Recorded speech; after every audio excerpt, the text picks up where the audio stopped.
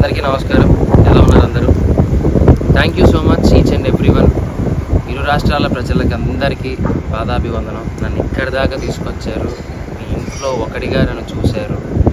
ఇంతకన్నా నేను చెప్పుకోవడం అంటూ ఏమీ లేదు. గెలవలేను అనుకున్న వాడిని గెలుపు దాకా తీసుకొచ్చి గెలిపించారు. అంతకన్నా నాకు ఇంకా వేరే అదృష్టంగా నేను ఏమి ఫీల్ అవ్వట్లేదు. Thank you so much to each and everyone. And బాధాకరమైన విషయం ఏంటి అంటే అందరూ చాలామంది అడుగుతున్నారు. నేను దాని గురించి పెద్దగా అనుకోలేదు. ఆ బాధలో ఉండిపోయాను. చాలా బాధపడ్డాను. కారద్దాలు పగలగొట్టారు. బయటికి రా, నీ అంతా చూస్తా అన్నారు.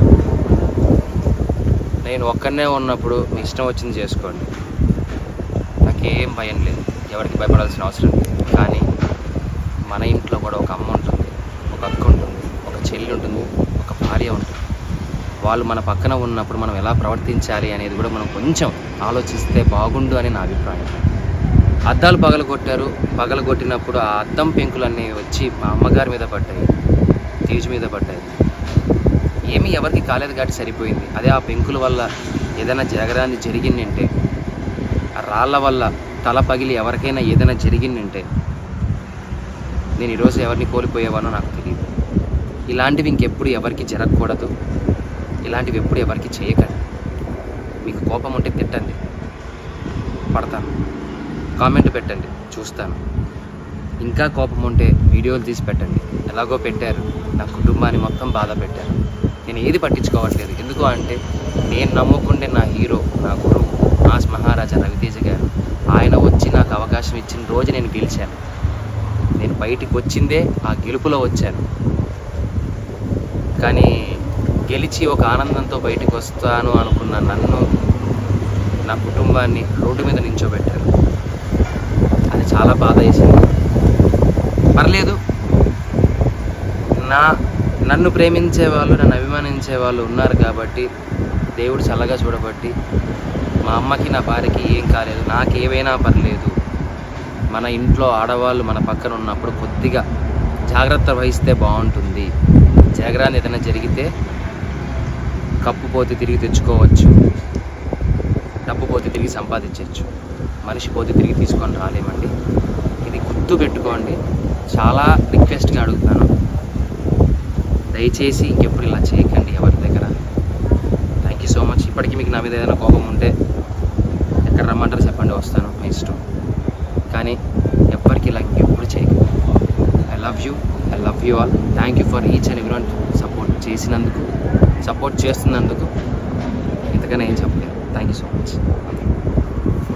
అందరూ బాగున్నారా? యాక్చువల్లీ నేను ఎందుకు ఈ వీడియో చేస్తున్నానంటే, బిగ్ బాస్ గ్రాండ్ ఫినాలే అయిపోయిన తర్వాత నేను కొన్ని విజువల్స్ చూశాను. అది చూసి చాలా బాధపడ్డాను. ఫస్ట్ ఆఫ్ ఆల్ మీ అందరికీ ఒక విషయం చెప్పాలనుకుంటున్నానండి. ఏంటంటే, సో అమర్ కానీ, ప్రశాంత్ కానీ, నేను కానీ, లేకపోతే శివాజీ అన్న కానీ, నైని, లేకపోతే అశ్విని, వీళ్ళందరూ కూడా లోపల ఉన్న టేస్టీ తేజ, ఎవ్రీ వన్, మేమందరం కూడా చాలా చాలా క్లోజ్ ఫ్రెండ్స్.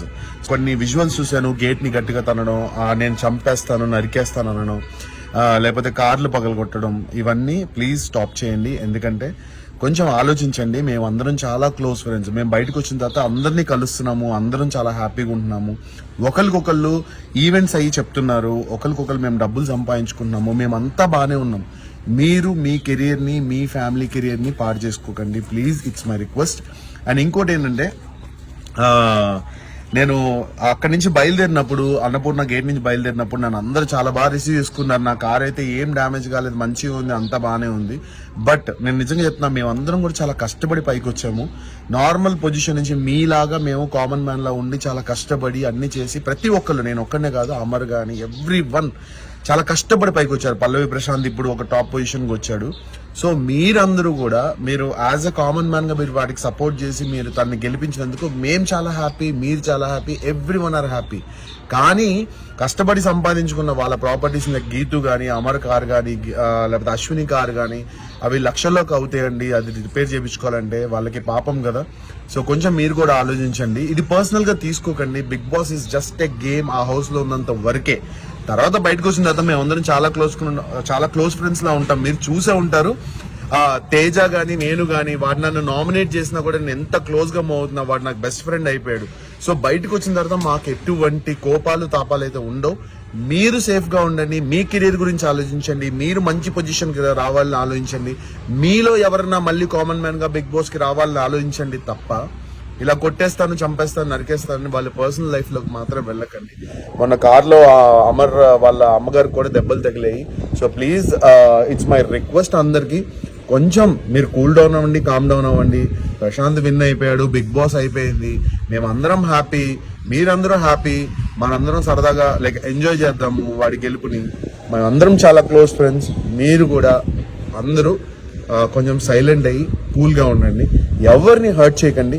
మీరు పోలీస్ కేసులు, మీ ఫ్యామిలీకి పైన పోలీస్ కేసులు మీరు తెచ్చుకోకండి. తప్పుడు మెసేజ్లు, రాంగ్ కామెంట్లు, రాంగ్గా ట్రోల్ చేయడం కూడా ప్లీజ్ చేయకండి.